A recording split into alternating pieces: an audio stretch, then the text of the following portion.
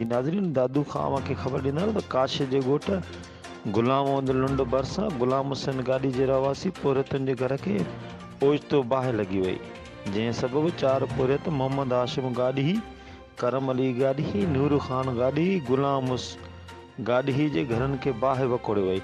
संदसि घरनि अंदरि पियल 10 जूअर जूं बोरियूं, हंध बिस्तरा, खटूं, लहसन वारी बंदूक समेत ॿियो सामान सड़ी रख थी वियो। इन मौक़े ते बाहि विसरण दौरान हिकु पुरियत गुलाम गाॾी पिणु सड़ी ज़ख़्मी थी पियो आहे। संदसि चहिरे जो हिकु पासो सड़ी पियो आहे। चयो पियो वञे त औरतुनि पारां चांहि ठाहिण दौरान चिणग मां बाहि लॻण सबबु नुक़सानु थियो आहे। बाहि सबबु मुतासिरा ॻोठाणा खुलियल आसमान हेठि वेठल आहिनि। मुतासिरनि पुरियतनि वज़ीर आला सिंध DC दादू ऐं ॿियनि अख़्तियारनि खां पुरज़ोर अपील ऐं मुतालबो कयो आहे त